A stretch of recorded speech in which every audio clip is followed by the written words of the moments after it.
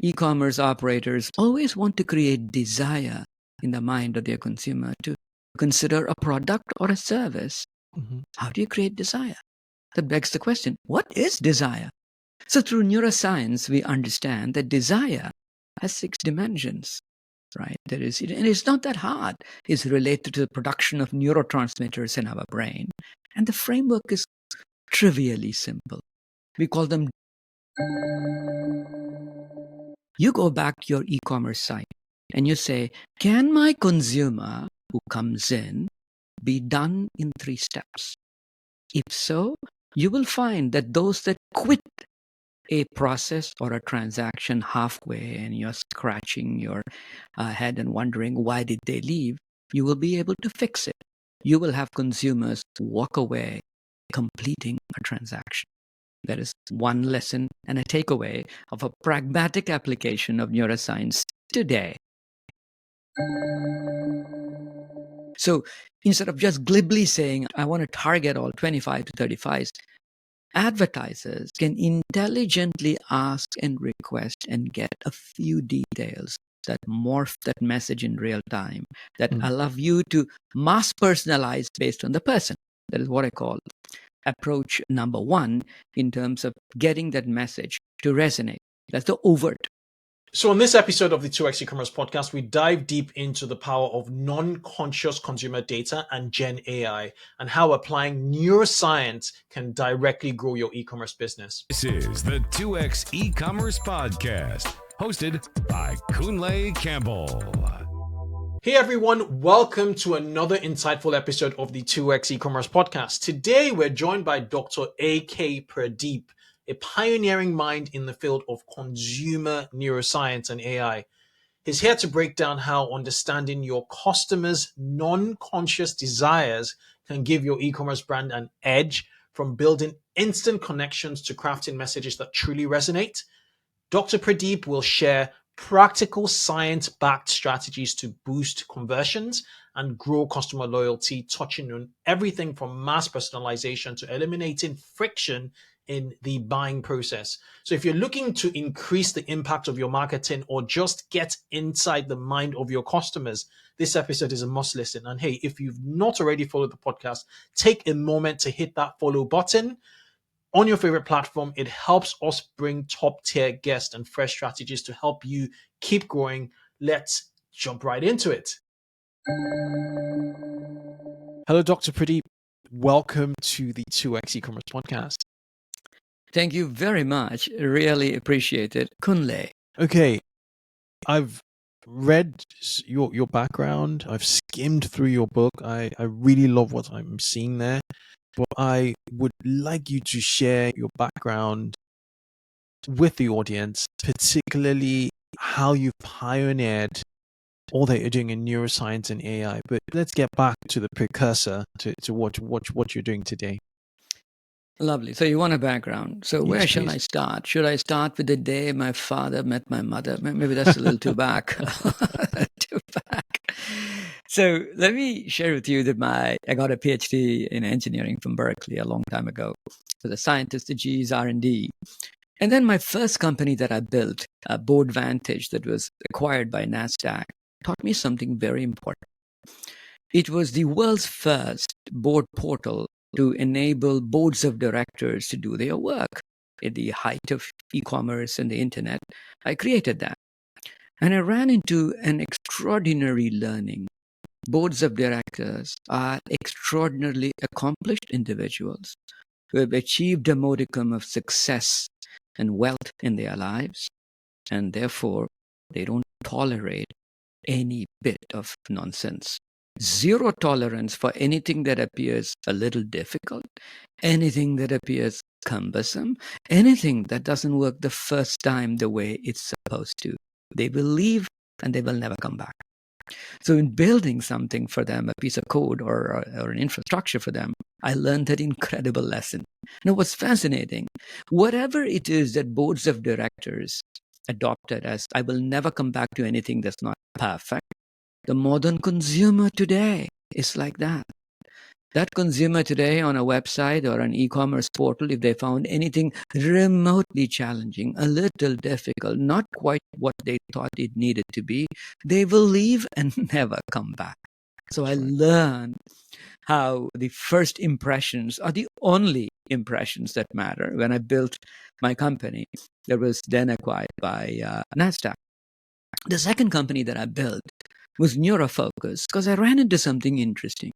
When you do focus groups and people tell you this and they like this and they don't like that, and then you quickly realize people are probably telling you what they think you want to hear, not what they really are thinking and feeling about. And that's why many of these so-called polls that predict elections many times go wrong, because people tell you what they think you want to hear.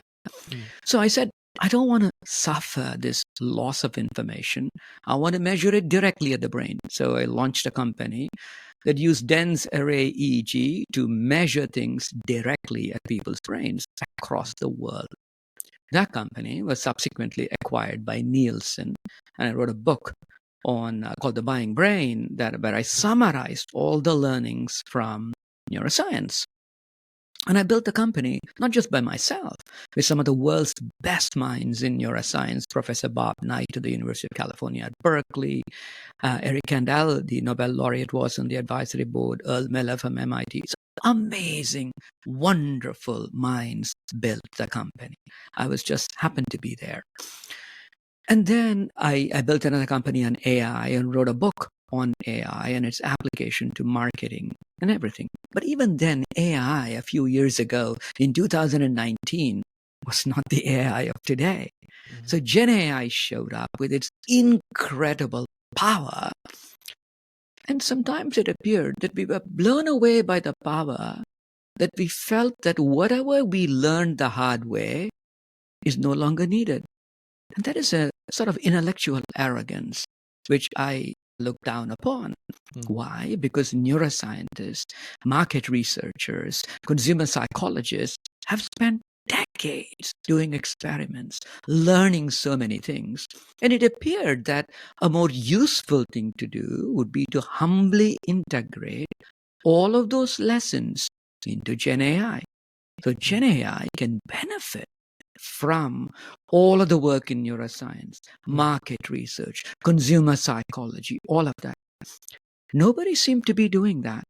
And therefore, we created Sensory.ai, which really was the integration. I say a humble and scientific integration of all of the lessons of consumer neuroscience into Gen AI, so the algorithms can produce things that work, that really work, using paradigms that have been proven to work. That was the reason for creating the company. And we also felt at that point, how much of Gen AI is a black box? Nobody knows what went into it. And commercial Gen AI providers don't tell you what went into it. I wrote a book, Neuro AI, for the simple reason I wrote this book so that the algorithms that are used in the Sensory AI platform are described in the book. I wanted to be transparent because science is built on peer review and transparency. And it's important, especially as we use the algorithms of Neuro AI to do incredible things, be it in all aspects of commerce, that we all know, what went into this? What are the neuroscience paradigms you're using? Every one of the paradigms we are using that is a part of our algorithmic base is described in the book. You may agree or you may disagree, and that's okay. But at least you know what is there. And that is the hallmark. Everyone talks of keeping AI safe. You keep AI safe by say, erring on the side of transparency, right? Let us be a little more transparent, open, and welcome discussion and debate. It's okay for us to disagree, but it's then okay for you to know what went into this. That is the reason for the company, and that is the reason for writing the book as well, the integration of neuroscience into Gen AI. There's one extra bit, and I will stop there and throw it back to you. So remember our chat in May earlier this season, episode 33 with Sam Piliero about scaling from $1 million to $10 million with Google Ads? We talked about the power of maximizing your ad spend. Now, imagine supercharging your Google search and shopping ads with reviews. As a Google partner, Reviews.io enables you to seamlessly integrate products and company reviews into your ads, helping you build trust and increase click-through rates. Adding verified reviews to your ads can be a game changer for standing out in any competitive space. One of my personal favorite ways to extend the reach of reviews is through their reputation management feature. This tool helps you distribute reviews to third-party platforms like Trustpilot and Facebook or even Google itself. Whether you want to send all your reviews to one platform or have Reviews.io automatically spread them where you need the most visibility, this feature ensures your reviews are working harder for your brand. With Reviews.io, you can manage both product and company reviews in one place, which streamlines your efforts while amplifying your brand's presence. If you're already using reviews or feel like you're not getting enough, there's a faster way. With Reviews.io's Review Booster, you can collect reviews not only from new customers, but also from past customers, so you're not having to wait around for fresh orders to start building trust. Simply upload a list of customer details, and Reviews.io will handle the rest, automatically sending out review requests with customized email invitations. This means you can quickly boost your credibility and start converting more shoppers. And if you're stuck in a long-term contract with your current reviews provider, Reviews.io makes switching easy for listeners of the 2x e-commerce podcast. Through their contract buyout program, Reviews.io will honor the time left on your contract so you can transition seamlessly without having to double pay for services. Once your buyout period ends, you'll enjoy their flexibility, no commitment monthly plans, giving you freedom and results without being locked into something that doesn't work for your business. Ready to make your reviews work harder for your business? Use the code 2X to get 10% off your first year with Reviews.io. Just click the link in the episode description or ask the support team to apply the code for you. Applies to new customers only. Terms and conditions apply. Yeah, it's When a I- lot to unpack. Yeah, It's certainly a lot to unpack. And thanks for shedding light Sure. on your background. The two companies you'd built prior to, pretty impressive. The NASDAQ one, the board of directors one, and the other AI one. So really interesting. Where I want us to go is I want to give you some context Sure. of an average listener of this podcast and the practicality of what they're about to listen to from you, because you're a great mind. You're a great mind. I was really looking forward to this and this conversation. They are e-commerce operators where, and that have a range of 2,000 to 10,000 customers on their database. Most of them are doing under 50 million in revenue. How can they leverage neuroscience on the one hand, which is essentially how people think and what makes people tick, with Gen I, to just leverage their Gen I through to first of all make them better sellers, to serve their customers better, and then to find more similar customers to theirs? Absolutely. What can e-commerce operators do with this exotic thing called neuroscience, with this exotic thing called Gen AI, but really make money today, this afternoon? I'll give you 3 things you can walk away. If you heard nothing from this podcast and you said, my God, I'm going to get value from the first 10 minutes, I'll give you 3 things you can walk away with that you can make money this afternoon. How many people, when they visit an e-commerce site, leave without completing a transaction? How many of them browse and just leave? Perhaps a lot. And you say to yourself, what can I do to make sure that the consumer who went all the way to browsing and maybe picking something walks away completing the transaction? Because otherwise, you don't make money. Number 1 neuroscience rule to apply, the rule of 3s. Anything that you say, if you tell the consumer, you'll be done in 3 steps and you're done. 3 steps, your transaction is done. You walk out with the basket, you're done. Whether it's putting your credit card in, putting your address in, choosing whatever, you're done in 3 steps. Or even coming into a site, all right? Maybe you're choosing furniture. Maybe you're choosing a fireplace. Maybe you're at a big corporation buying home appliances, right? 3 steps and you're done. The rule of 3s, the brain loves it. If you say 3 steps, you'll do it. If you say 4, I won't. I will walk away or quit the transaction. Do you realize we divide time into past, present, future, before, during, after, yesterday, today, tomorrow. And you even have the Father, the Son, and the Holy Ghost, right? What is this obsession with 3s? There is numerosity in the brain where it is easy to parse when it is 3. When it is more than 3, the prefrontal cortex, the big computer needs to be involved, and it hates it. You go back to your e-commerce site and you say, can my consumer who comes in be done in 3 steps?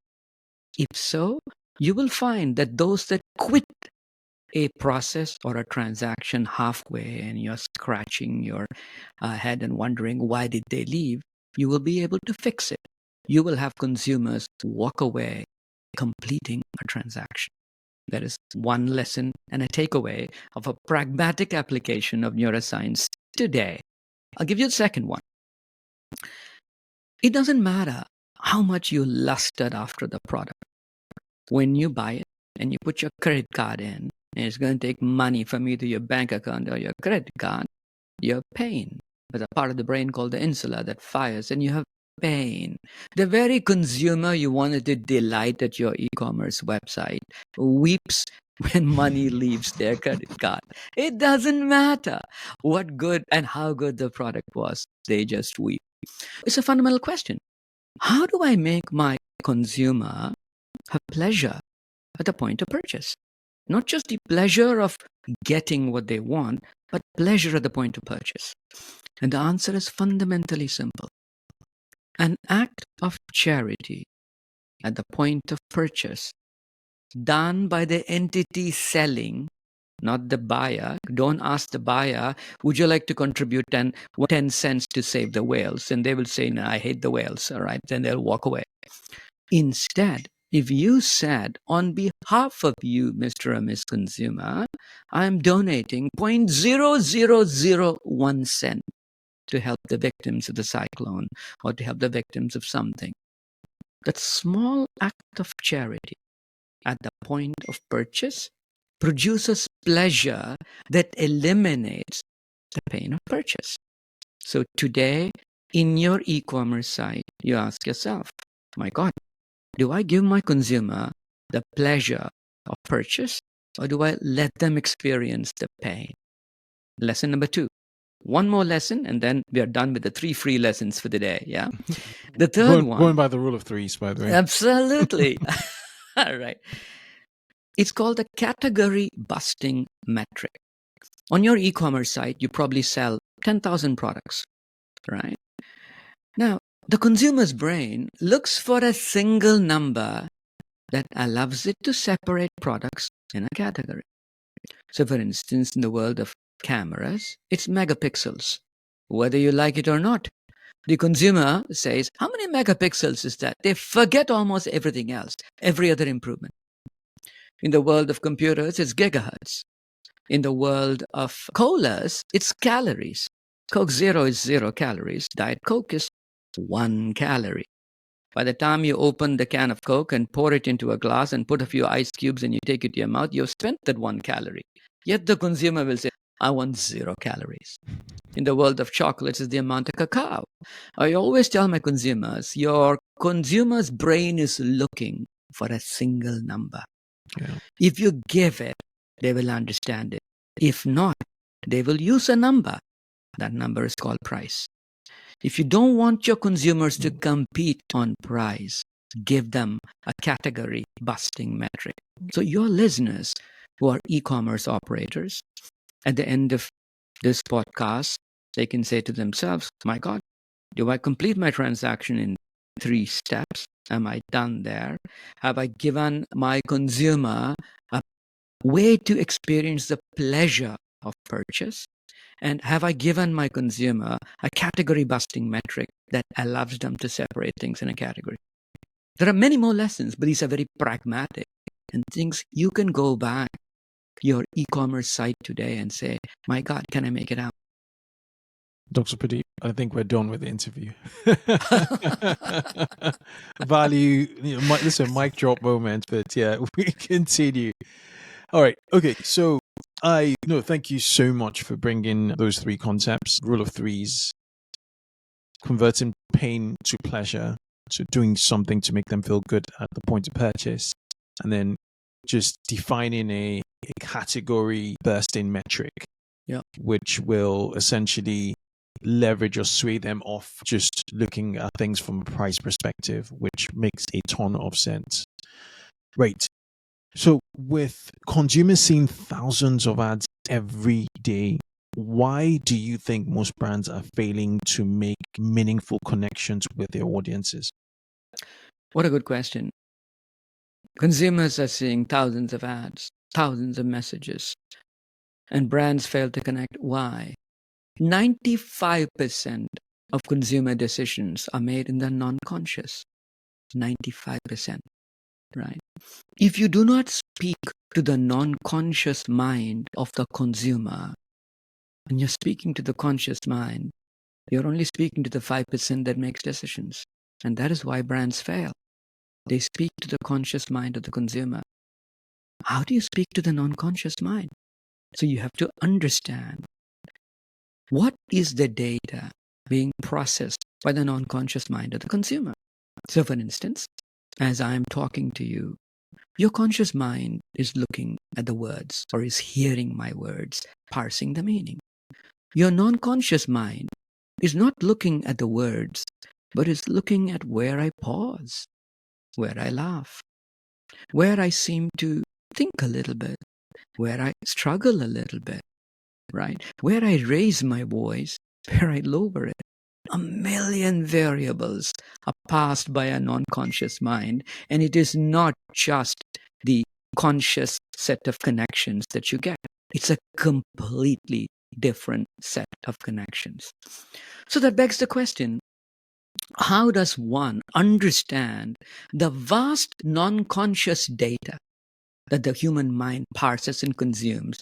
And if you could cleverly construct your messaging and advertising to appeal to the non-conscious mind of the consumer, suddenly you would see them welcome you with open arms.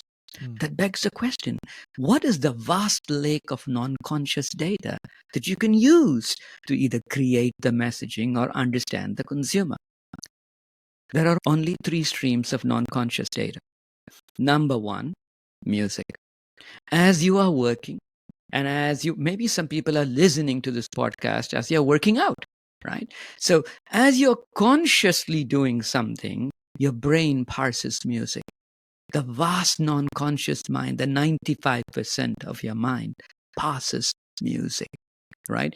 Music is a powerful input to the non-conscious mind. You see how everybody has a set of white headphones on their head, and they're working on a very important PowerPoint, which is your conscious mind, the 5%. And the 95% is enjoying the music that's coming through. You're not even aware of it.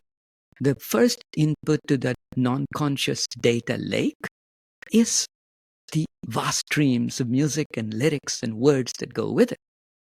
Taylor Swifties listen to certain kind of phraseology that she knows and she understands. The second input to the non-conscious mind, and you can tell me, Kunle, you seem like a young person. Do you watch a TV show on a Thursday at 7 p.m. and wait for the next Thursday to watch it at 7 again? And will you respect yourself on Friday if you did that? Today, everybody watches season 1, all episodes, season 2, all episodes. Strange things happen when you do that. Phrases, concepts, formalisms that are processed in working memory migrate to the non-conscious. If I say to you, winter is coming, you know that it is not just, I'm not announcing seasons, I'm quoting from the Game of Thrones, right? Mm-hmm. So the idea of using the vast, so we have, it's sensory, the world's largest collection of dialogues, of binge watch shows from across the planet that people have taken into their brains, whether you know it or not. These behaviors were accentuated during the time of COVID, where people sat down and watched shows one after the other. This is what has fed our mind.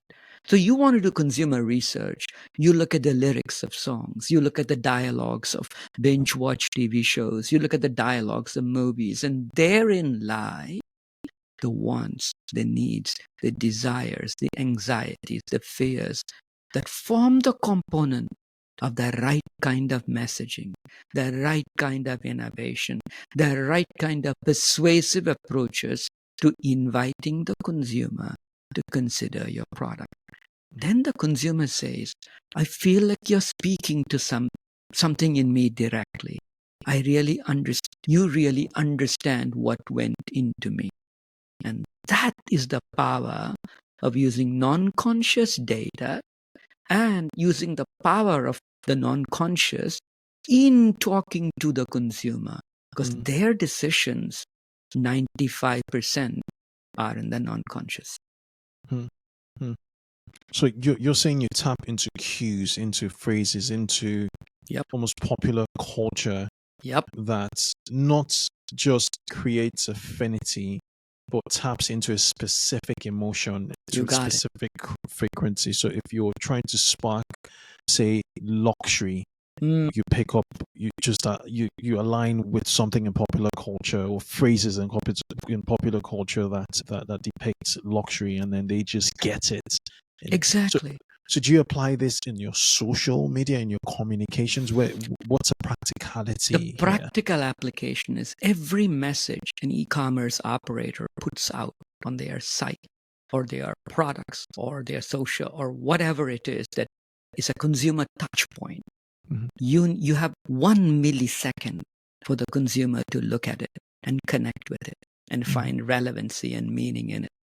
In that 1 millisecond, you don't have the time to give a paragraph of a reason to believe, right? That is the great disaster in most corporations and manufacturers and suppliers, this ubiquitous thing called reasons to believe, all right?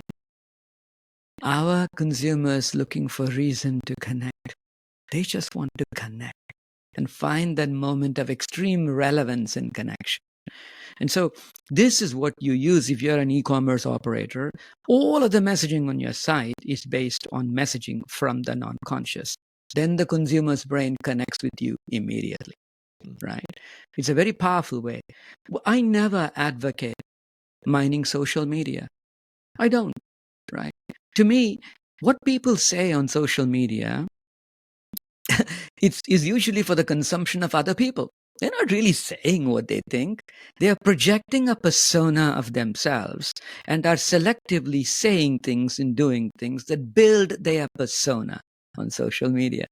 It's never really revealing who they are.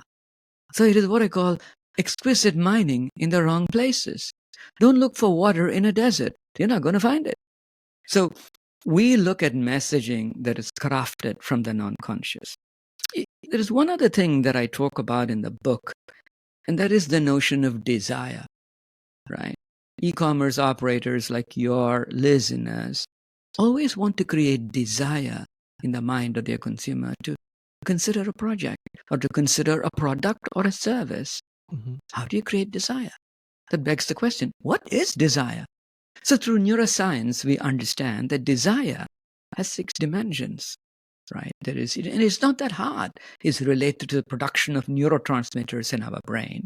And the framework is trivially simple, right? We call them dopamine moments, the desire for rush and excitement. Everybody has that. People standing in front of an Apple store looking for that on launch day.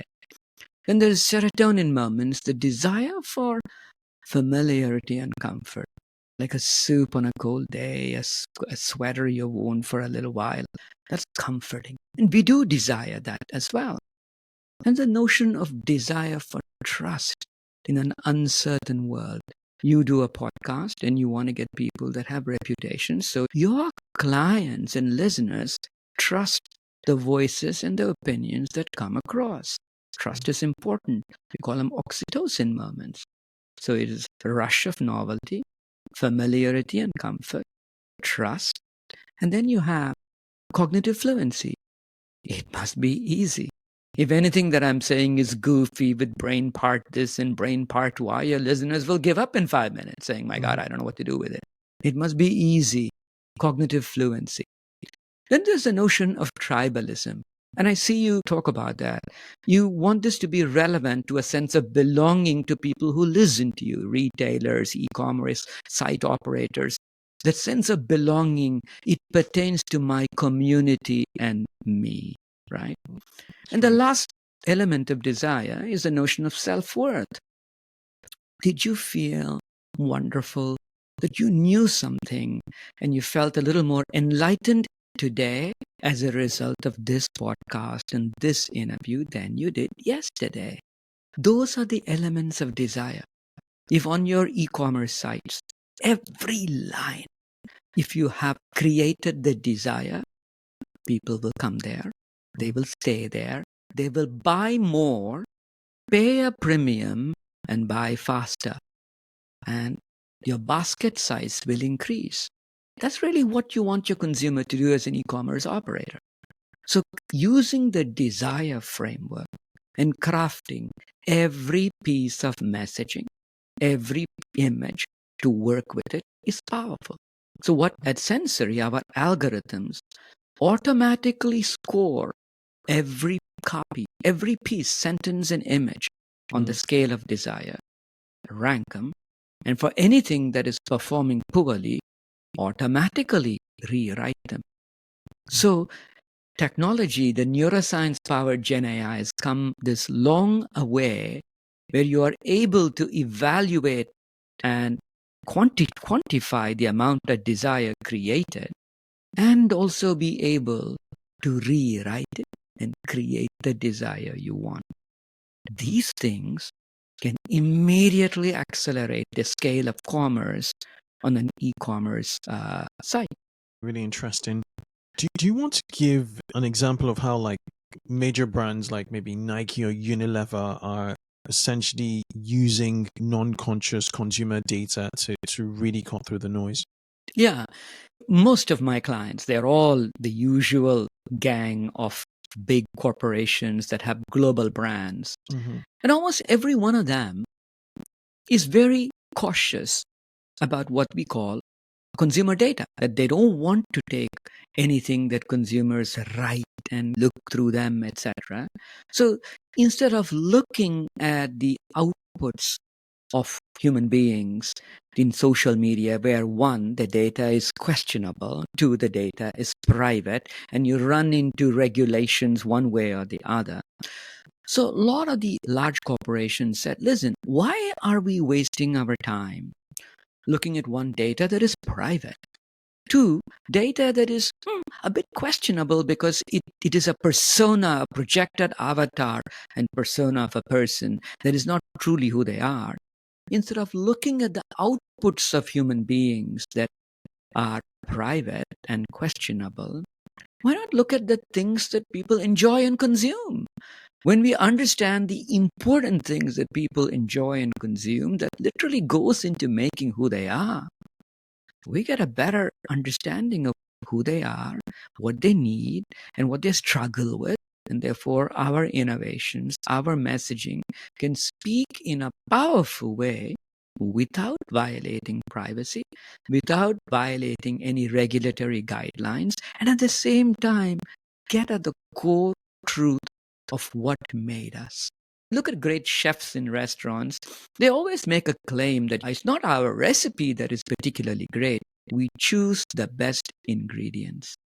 That is to say, in creating a product or a message, choosing the ingredients that went into making the message is very important.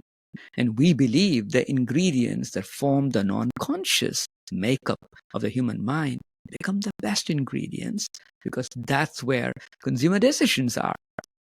So the big corporations generally prefer to use not this vast amounts of social data, but rather the non-conscious data that consumers consume on a daily basis.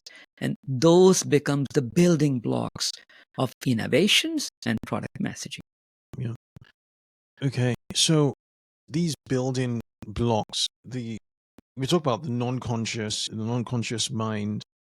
There's the individual non-conscious mind, and then at scale, there's how scalable is the non-conscious mind in the sense of emotions? How do brands determine what emotions they want to trigger so that their messaging is really scalable in a way? Because it's easy for me to have this conversation with you and understand your desire, but if I'm speaking to a market of if I'm running ads and speaking to 1 million people through ads on a daily basis, I know there's always testing methodologies and that's how you find it, but how do you get closer to the mark with this methodology? Brilliant. There are two parts to this. And in the world of neuroscience-powered Gen AI, we get to something that I call mass personalization, right? So we generally think of mass communication as one ad fits all, and we know it never works, right? Never works. But today, the way things happen, it is mass personalization. How do I personalize to you? And how can I make it a little different for me? Do I have to change everything? Not really. Just a few things changed alone would work, or even a demography of somebody, right? So for example, my algorithms create perfumes, right? And you could create perfumes focused on the fans of Taylor Swift if you wanted to, by looking at things that go into what is a Swiftie, right? If I may call them that, then you could take that and figure it out.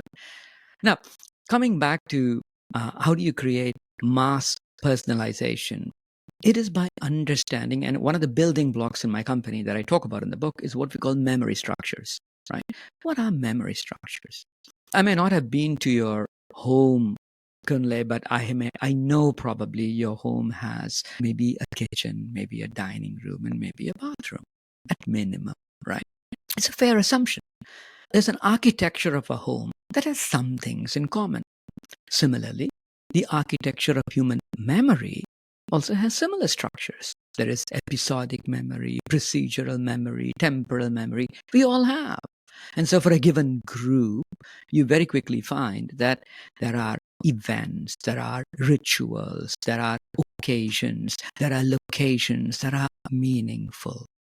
Once you find out for a given consumer demography what those occasions, locations, times of day, rituals, etc. are meaningful, you gently include those things as part of the messaging to that particular audience. So, for instance, if you are in the UK, maybe some mention of places and times, and maybe tea time in the afternoon in the UK would be very important to you. Or if I am in the US and you talk about my morning Starbucks coffee on my way to work, that may be a little important to me. It's just a different beverage in a different time, but suddenly that message seems to speak to you versus a different beverage and a different time may speak to me. Figuring out the memory structures allows you to create what I call mass personalization at scale. So you don't have to go back to the old days of I'm going to create one thing and it better appeal to everybody.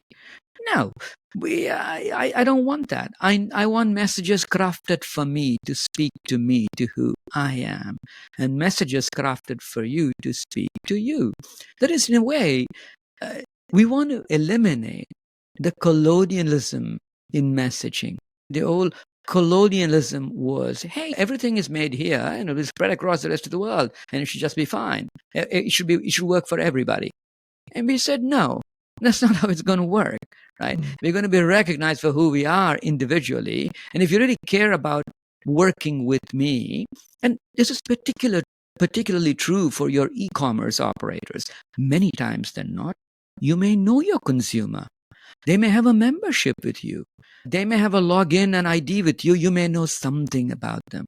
if you knew something about them, why shouldn't your product descriptions for them and the way you talk to them change for them, be designed for them? So the power of neuroscience and Gen AI is the ability to create mass personalization at scale. Where is it first evident? In your target listeners, e-commerce operators. Everyone is capable of creating mass personalization at scale. And when I say mass personalization for that individual consumer, not even a demography, that particular consumer. So today, what do you do when a consumer comes back? You say, Dr. Pradeep, welcome back. That's about it. Can you do a little better than that? Can everything you talk to me about what I should buy, how I should buy, when I should buy, what price I should pay, can it all be tailored for me? So it's possible today with neuroscience-powered Gen AI. And it's particularly first evident in your listener group, the e-commerce operators. They can do that. Retailers can do that. Yeah. So, like, most of our listeners are spending 60 to 70% of their marketing budget on meta ads. How can you integrate mass personalization into like their meta ad strategy? Yep. I know there's on one of the solutions your company offers is like this PDP GPT, Yep. which makes a lot of sense. On-site experience. Indeed. For advertising, just get integrated into advertising. So there is what you call the overt and the covert. The overt objectives are, I want to get an ad out in this tonality. Now you say, if I know a little bit about the consumer, your age and your gender, and maybe a little bit of a preference, a message can morph in real time to accommodate age, gender, and also any little bit about that consumer demography that a meta can provide to you. So instead of just glibly saying, I want to target all 25 to 35s, advertisers can intelligently ask and request and get a few details that morph that message in real time, that allow you to mass personalize based on the person. That is what I call approach number one in terms of getting that message to resonate. That's the overt. That's the covert. Covert is where maybe Pepsi says, hey, I want to talk to the Coke consumer. Or Coke says, I want to talk to the Pepsi consumer. That is to say, you may want to advertise a low price. You may want to say, my price is better than anybody else. You may want to say, if you have been working with my competition, can I steal you for one product? There may be a number of interesting objectives of a marketing campaign. Now, can one piece of message, buy my product, suddenly morph based on your covert objective? Instead of buy my product, you may say, why don't you upgrade from whatever product you've been having to this beautiful new one that I made for you? So the idea of a covert objective, a commercial objective, factoring in to an ad. So if a meta ad is for Coca-Cola is going to go onto somebody who is a Pepsi consumer, right? Or they talk about how they like Pepsi or whatever, and you want to steal that consumer, or you want to advertise to the consumer and ask them to consider Coca-Cola, or vice versa, right? The kind of ad you use can morph in real time. So today, we use neuroscience for every one of those covert activities of how do I showcase, without overtly saying it, how do I say, consider me instead of my competition, right? My prices are better than anybody else's. This fits better into your ecosystem than anybody else does. Saying all those, what I call commercially important things in the same message of an ad, but morphing it to the demography or the particularities of the given consumer is something that our PDP GPT does today. So when your e-commerce operators want to advertise on any one of their sites, intelligent use of these engines in real time can morph and make the ad and the spend you're doing go 10 times longer because it speaks to that consumer and aligns with your commercial objective. Makes sense. I also want to clarify something. So I'm on Sensory AI, Sensor. Yeah, Sensori, sensory.ai. Sensory.ai. And I'm on the solutions section, and you have a ton of GPTs, PDP, ad, desire, music, messaging, flavor, packaging.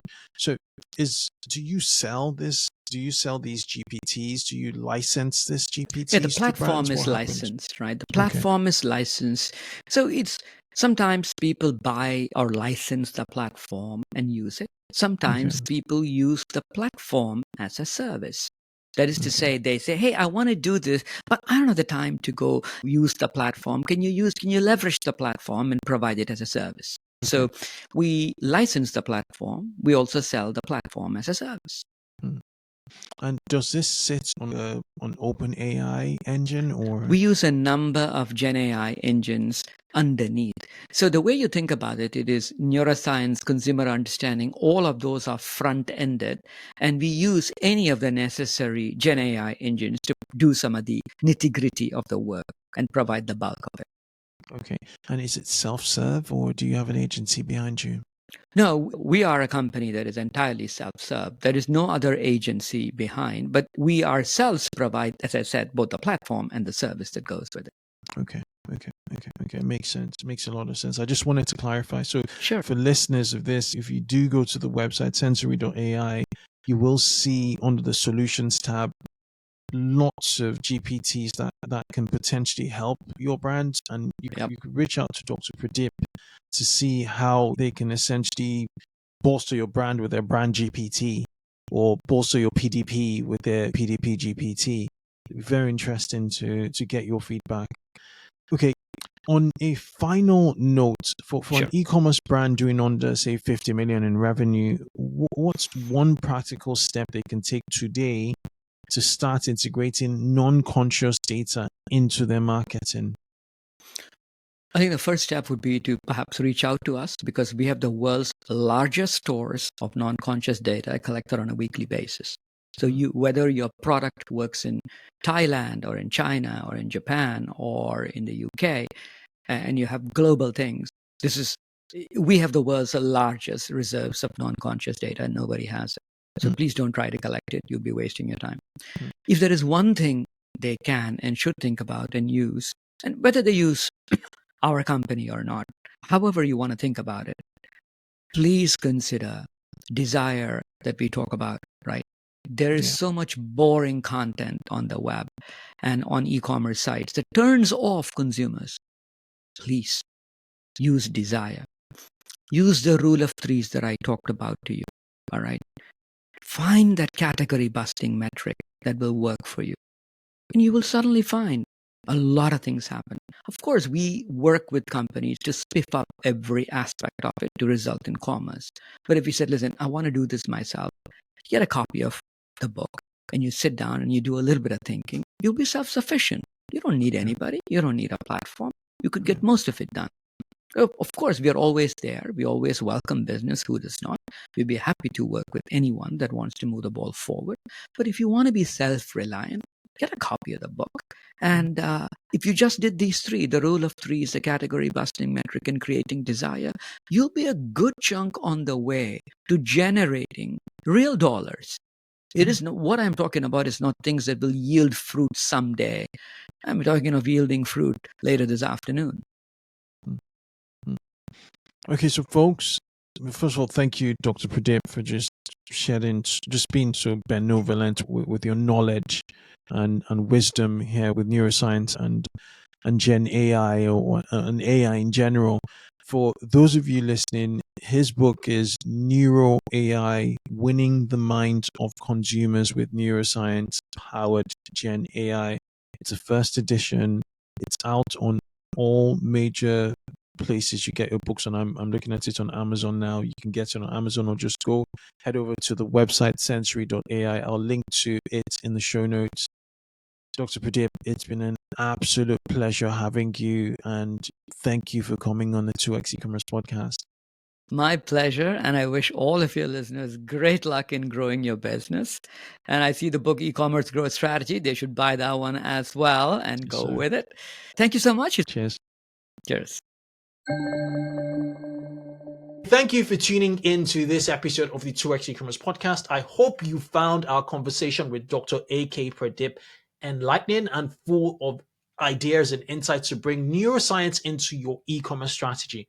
Dr. Pradeep shared how non-conscious cues, desired-based marketing, and personalized messages can directly impact sales and deepen customer loyalty.